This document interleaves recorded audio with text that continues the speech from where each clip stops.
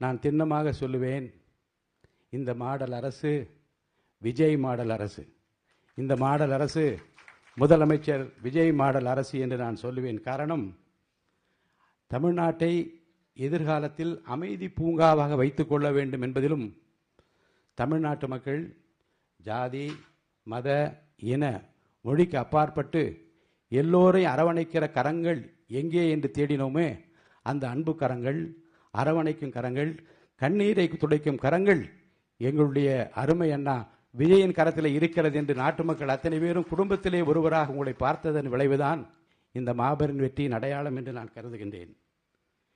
எதிர்காலம் பத்திரமாக இருக்கிறது, உங்கள் கரத்திலே இருக்கிறது. மக்களுக்கு நம்பிக்கை பிறந்திருக்கிறது. ஏனென்றால் என்ன ஆகுமோ எப்படி நடக்குமோ என்று கதையிடை கிடந்த அந்த மக்களுக்கு ஒரு புன்னகையாலே மாற்றத்தை ஏற்படுத்த முடியும் என்பதை நிரூபித்து காட்டியிருக்கிற மாபெரும் தலைவர் நீங்கள்.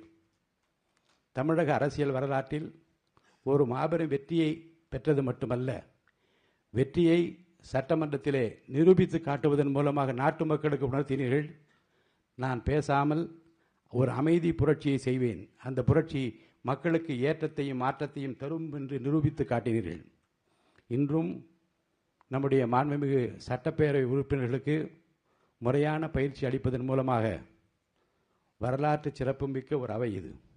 நூற்றாண்டுகளை கடந்து இந்திய துணைக்கண்டத்திற்கு பல வழிகாட்டுதல்களை தந்திருக்கிற ஒரு சபை இது. இந்த சபையின் மூலமாக நிறைவேற்றப்பட்ட தீர்மானங்களும் சட்டங்களும் இந்திய துணைக்கண்டத்தினுடைய பல சட்டசபைகளுக்கு முன்மாதிரியாக இருந்திருக்கிறது. இந்திய துணைக்கண்டம் வியந்து போற்றி பாராட்டி கொண்டிருக்கிற பல திட்டங்களை இந்த தமிழகம் தந்திருக்கிறது. அந்த வரலாற்றை விரல் நுனியிலே வைத்திருக்கிறவர் நீங்கள். அதிகமாக பேச மாட்டீர்கள், ஆனால் செவிமடுத்து சொல்ல வந்தவர்கள் யார் என்பதையும் செய்ய வேண்டிய பணி என்பதையும் இறைவன் அருளால் உடனே செய்து முடிக்கிற ஆற்றல் உங்களிடம் மட்டும்தான் இருக்கிறது என்பதை தமிழ்நாட்டு மக்கள் இந்த 40 நாட்களிலே உணர்ந்திருப்பார்கள்.